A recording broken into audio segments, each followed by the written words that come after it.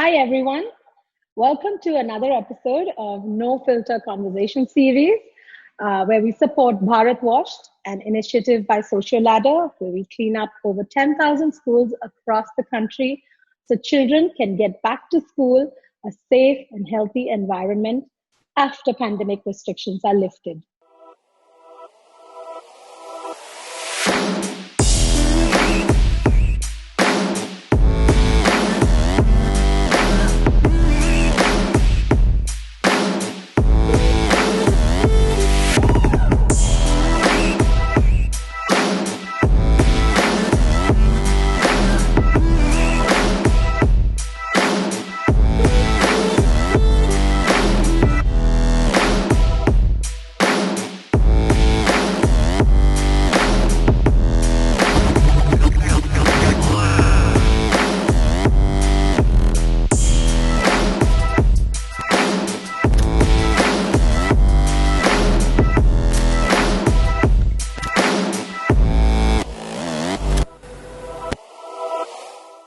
Today, I'm so excited to be chatting with one of my favorite young women from cinema. She's spunky, she's outspoken, she's fierce, she's got a head full of glorious curls. She's a celebrated actor in Hindi, Tamil, Malayalam, and Telugu. If you watched Adukalam, if you watched Gundalo Godari, if you watched Badla or Thappad, you know who I'm talking about. And she's an icon for people, for women, girls around the world who look at her as someone who's chosen strong and robust roles, preferring them to sexy and oomph wherever she can. Say hello to Taapsee. Hi. Hello, Miss T. How are you? Hi, I'm fine. Taapsee, I love the way your growing up years have flowed into your current power pack life. And, you had such a strong educational background and you made some very hard decisions to get into films. I would love to know what it was to be you growing up. Actually, contrary to expectations of celebrity, while growing up, you're expected to either have that very adventurous and really like happening cool life, or you're supposed to have like really stressful growing up years or where you've seen a lot of struggle. For me, it was like a midway where it was a very regular, conventional childhood. It was very smooth. I didn't have these sudden highs or lows of any kind. And it was, in fact, like if you see it from the outside, it just might feel like there's nothing extraordinary about this because I came from a regular middle class family to a regular household where, education is of utmost importance, nothing else. And, where your hours to go down and play are very limited, so you have to barter the deal, like, okay, I'm going to score this much and then you let me go and play down and I'll strike this deal out.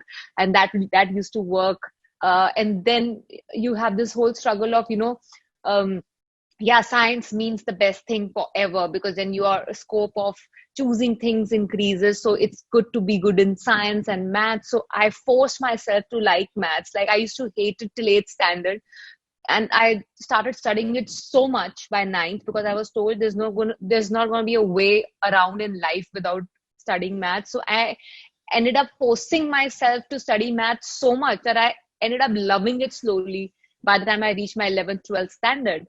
And then you decide, okay, fine, engineering is cool because it's just 4 years and you get to get a professional degree. Doctor is going to take me 10 years and I'm not sure if I'll be like consistent for those 10 years to study. Maybe I'll just change my mood in between, so let's just do 4 years. And as it is, I like physics and maths, so it might just help in that way. So it's been a very regular, conventional thing. And then every time I had to strike a deal with my family that, okay, you have to let me do this, which is not the part of the conventional plan.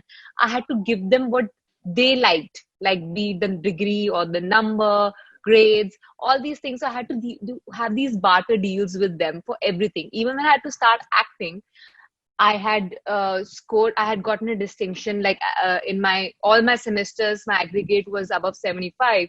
And then I had scored a campus placement also, because I was like, okay, I'm doing this just to show you that I can do this if I want to. But now let me just try and experiment somewhere that I feel like experimenting. I don't know where it's going to go, but I don't want to regret 10 years down the line thinking I didn't experiment and I didn't try. And, if I would have tried, maybe things would have been different. I hate that, if I would have tried. That is the worst thing you can do to yourself. So I want to rather try and fail. That's okay for me. So to convince them that, I had to pad myself up nicely to show, okay, I can do this, but let me do that and I'll come back to this. So like that, I've had these multiple deals that I've stuck with my family till now, in fact. So yeah, so that's been a very, very conventional, hyperactive person's, outdoor person's childhood. That's how it's been. But I wish my children would strike such deals with me, because not only did you finish school, you're a computer science engineer. And, and then it was just that, am I right? You just got into that modeling stint, and then acting just happened. And suddenly you're in national award winning films. Yeah, that came out of nowhere. That came out of nowhere. Like, it's like when you least expect from life, that's when you get the best gifts. That saying just went so perfectly with my life. Or the saying that people say, life is what happens to you when you're busy making plans. So I was busy making my MBA plans, and my typical professional job is when all of this happened to me, and I was not prepared for it. I was like, okay, let's do modeling to earn some pocket money. Let's do films because I'm getting some offer. It's something new. Let's just experiment and try. And then that first film itself turned out to be like this big jackpot that I scored. And for when your things are too easy in the beginning, easy in the sense when you don't expect and you're getting the best of things, then you end up believing that, okay, first there's a hint that God is giving you, that you need to really, you can't just look away from it right now, because if it's working out so well for you, there must be a reason behind it. And then the second thing was, it's easy. It's not that difficult, because you've been getting it relatively conveniently. I've been struggling to get into a good engineering college, which I wanted to. I did not get through the colleges I wanted to, so I had to compromise a little bit. And I couldn't get through the colleges I wanted to for my MBA, so I was trying to prepare again and reappear for my exams. But what I was not planning and preparing for, I'm getting that relatively easy. So that's what probably is like, makes you feel that it's easy. That's true. So I just kept on going with the flow, thinking it's easy. But then reality struck me when I got into it. And then I was like, okay, it's not as easy as I'm thinking it is. And luck is not going to favor me all the time. So my struggle actually began after my first film, and not before that, which is like conventionally for people who don't have a background in films. That's true. So the film choices that you made in the beginning of your career, coming from a non-film, non-cinema experience or background, are so different as the years progressed. And by the time you reached Sand Ki Aankh or Badla or Thappad or Rashmi Rocket, and of course Shabash Mitu coming up, the roles are getting stronger and more women-centric, more full. Were these conscious choices? Did it come to you instinctively, or it just happened by you that you chose them? It was a process of gradual evolution for me in this industry, because as I told you, I stumbled upon this profession. And for a person who never nurtured a dream to be an actor, obviously I was like a sheep in the big city when I entered the film industry. So I had no idea and no guiding force behind me. So I had to make my mistakes and learn from it. Was the only way forward. So my mistakes became my biggest teachers. So it helped me negate what I did not want to do, because I feel it's nice to know what you want to do, but it's actually better to know what is not working for you, because then it helps you define your path a little more. And few years and few films down the line, then back to back, after the first success, initial success in the industry with my first films in both Telugu and Tamil, it suddenly became like I had a streak of flops back to back. Like I had like 4 5 flops back to back. And I was not able to understand what is going wrong, because it's not like I did much in the films that worked for me in the beginning, but they were also like chosen like this with the big people, big names, and big banners and big heroes. So what am I doing wrong now that this is not working, which is working for probably a lot of other actresses? Need to just reroute my career. And that's when this whole process of hearing the story with a different perspective, not thinking about how big the budget is, not thinking about how big the hero is or how big the producer is, just thinking from the point of view of an audience. Would I want to will I spend my hard-earned money in watching this film? Will I spend my 3 hours of my life watching this film? Because I realized a couple of films, I had to drag myself out of bed to go on set every day, because it was like I was not growing as a human being. I was just like not doing the regular 3 expression role. And I felt like so drained by the end of it, because my brain was not working. My pace from doing 7 films in a year suddenly dropped to doing 1, because I was like, okay, one step at a time, not repeating your mistakes. When a phook ke, you have to put your kadam. So I was doing that slowly and steadily. And then I think I just figured my ground. By the time Pink released, I realized what way I'm going to go ahead. And it's been a relatively smoother path to at least know which direction you're going to go in.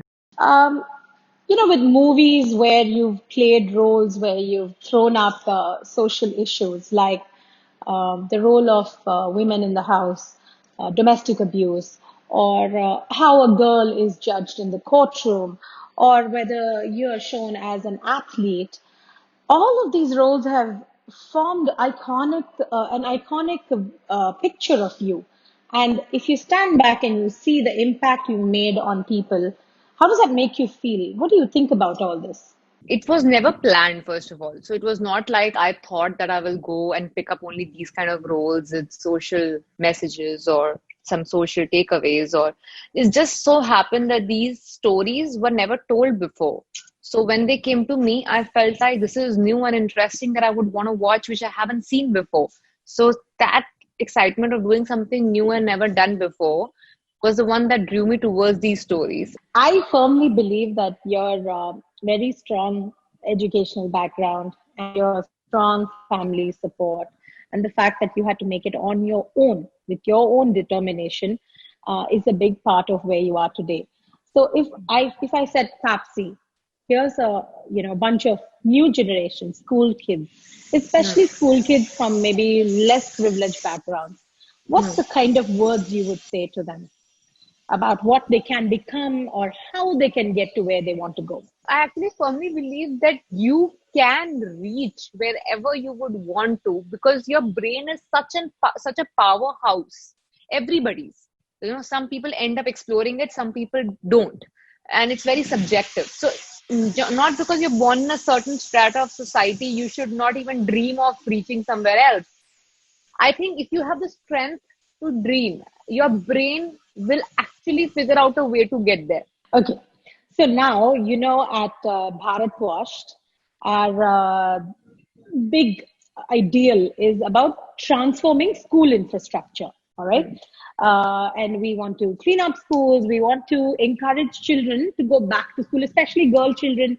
They shouldn't ever think that it's my time of the month, I can't go because we don't have a clean toilet and all of that. That's what we're aiming at doing. But if I gave it to you, Bharat WashEd, Taapsee, you please transform 10,000 schools. Okay. Jo chahiye, I will give you. What would be some key areas you would focus on in schools? Apart from, yes, the toilets, which has been a concern all throughout our country and has been something that even like the government wants it, everybody is like focusing and talking about it very vocally. I would also want, the classroom or where they're going to spend the maximum time, which is the classroom in particular, to be something that they look forward to coming back to. Because what happens is, if it's not done up well, like if your windows and doors are not in place and it's not a pleasant place to sit in, you just don't have that excitement of revisiting it, and you find ways and means and excuses to stay away from it. So that your place where you're going to be spending the maximum time, which is your classroom, should be done up properly for you to look forward to coming to it every day. Be it your desks, your chairs, your windows, your blackboard, everything. I mean, I remember, when I was in school, thankfully, we've been privileged enough to be in good schools. So my school, I was so excited every day to come to school. I used to, like, once I got chicken pox, I was in, like, the first day I was detected that I might have chicken pox. My parents were like, maybe you have. I was like, no, I can't take off from school, because I was just obsessed with going to school. And I forced them to send me to school. And I reached school. And then I think they only called up my teachers and everyone and told them that this girl has, like, bullied the hell out of us to send her to school, but she's not well, so just send her back. And so I'm sitting there outside in the reception, like in one secluded corner, and the teachers have made me sit there saying she's not well, she needs to be sent back. But that excitement of going to school, because everything was just so well done up, so I used to look forward to going there. So if that is done, people who really don't have this inherent idea of education, they think it's not needed, or it's not going to help them earn money in some way, they think. So I think this will probably add that extra bit in making them feel excited about going to that place every day. You're a strong woman. I like to think I'm a strong woman. What do you think we need for a transformation for the girl child in our country? To get a girl child to be born, to grow up and be excited about life, going to school, finishing school, getting a career, whatever the career might be. It could be in sport, it could be in cinema, it could be some kind of profession. What do you think are some small key factors in the transformation of a girl child, especially in our country? I think all the problems that we face, apart from, I personally look at, I foster a few girl children, for that matter, a little over 100 of them every year, to make sure they study. But this is the only way out, Shakti. I feel there's no, be it, girl child problem, or to poverty, to all the crimes and all these rapes that happen to, I think, every issue that our country is facing right now. Everything trickles down to the lack of education, the right education, literacy. And by education, I just don't mean the bookish knowledge. It's also about building base of every child in school, by imparting them knowledge about not just the books, but other activities simultaneously. It's the lack of this that sways people away in wrong directions, because they don't know how to differentiate from right to wrong, what should be done and what should not be done, because they've never studied, they never had the right education. So that's the key problem of every other problem we are facing in our country today, be it for the girl child or children in general. So that's one thing that I work for, and I really want, I go out and help whatever I can do in my capacity to make sure that girls get a chance to study, because if they do, they will have confidence, they'll have a life of their own, they will be able to take control of their own life and take shots and call shots and what they want to do with their lives. And when a girl is educated, then the entire family is educated, because then she knows the value of education. She'll make sure the kid is also educated further. So if you're not educated, you don't know what really education is about, then you don't even feel your kid needs it then.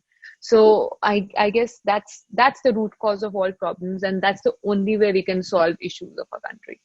I like the thought of, you playing a sprinter, you playing a cricketer, you having played an octogenarian air pistol shooter. Which of these are which of these are your favorite? You loved it. You just love doing it. I actually, it's like choosing from your kids that which one really you like the most, which is just so wrong because they all took a lot of blood, sweat, and effort and time out of me. Does that mean I love this. In Rashmi Rocket, you ran a lot, and in Shabash Mitu, you played a lot of cricket.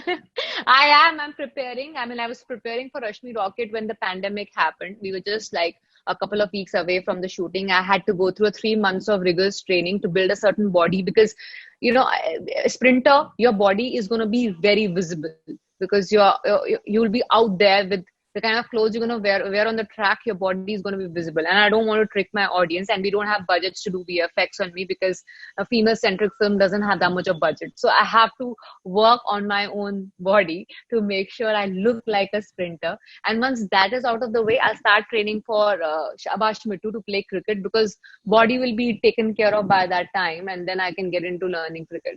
Super. Your ankles are great for my shoes. They'll help you with the running. They're just getting better and better. Let me just tell you that then. Go away. Okay, a quick rapid fire. You can answer. Rapid fire means ऐसे नहीं कि एक ही शब्द में. You just like on the top of your head what you had. Okay. Are you teacher's pet or just scrape through or backbencher? No, I was teacher's pet, front bencher, middle row. Oh. Yeah, the most annoying kids in the class, I was one of those. This is too funny. Okay, you're a big friends gang person or just niche few besties type of person? No, I'm very, very social, extrovert person. So I'm like everywhere. If I spend even 5 days in any institute for anything, I'll end up making a huge gang of friends. So I have like lots of friends. Okay. Have you gotten into any fights with boys? Yeah, I used to before, physical ones while growing up, because it used to be just so annoying that everybody felt that they can have their way by just pushing and like throwing us around by just saying, this is it. This is the end of power. You can just like push and get done. So I used to get really angry, like, I'll beat the hell out of you and show you I have more strength than you. Yeah, so I've gone into that. And then we grew up. And then we had more of verbal fights, and that I can make sure that I don't lose that easy. If a guy comes and tells you what badminton you play, I'm such a good player, are you raring to go and thrash him on court? No, I'm very smart now. I'll decide first, but I should know who that person is. If an international winner comes and tells me that I'm going to do that, I say, yeah, I agree. I agree with you. I'll play with you. Let's play doubles. So I'm now become smart that way. Which part of school one can find Taapsee constantly hanging around? I think I'm all over the place literally because I was school's head girl. So I used to dance. I used to go for debates. I used to attend classes, and then when I used to do that, I'll be in the front bench. When I'll be like probably going around the school, managing some event or something. So I was literally on wheels most of the time. So there was no one particular place you could have actually found me in school. Okay. School or college? Which has your heart? School. When you thought that you finished engineering, now next is typical Indian, no? You have to finish our MBA and you have to join a consulting company or software company in the US. Yeah. Not in US. I was like, there was no hard and fast rule as to India or abroad or wherever, but I was sure that I'm going to do my MBA major in marketing, and then I'm going to get into, I'll probably figure out my initial internship and whatever, but eventually the goal was to go project basis to different companies and not be restricted to working in only one firm. One company for that matter. So because the idea of monotonous life used to scare me. So even then I decided that, I'll keep on changing project basis. That was the plan. Okay. There's a funny meme I read, and I think you only put it up. Everyone expects more from a person with curly hair. What's your thought? I agree to that. That's the truth. What to do now? To keep working hard now to live up to those expectations. When you feel a little down, it's okay. People are looking at me, you can straighten your hair. It'll go back to curly later. I wish it could go away that easily. Okay. So, describe yourself in 5 words. Unpredictable. Um, I'll probably start giving you synonyms for unpredictable now. Spontaneous. I think I believe I'm an avid learner. Uh, and I have that sportsmanship. And the last one will be a team worker. School में तो uniform होंगे, हाँ regular uniform, sports हाँ uniform, पूजा का uniform. What uniforms? Which was your favorite? there were only like one sports uniform which was like a white salwar kameez and chunni, and the regular day uniform will be the green kameez, white salwar, and white chunni. So I think I like the white and white look a little more, like white salwar kameez and then white chunni on top. No pinafore, divided skirt, bloomers and all. That was before 8th standard. So 8th standard you have to wear salwar kameez.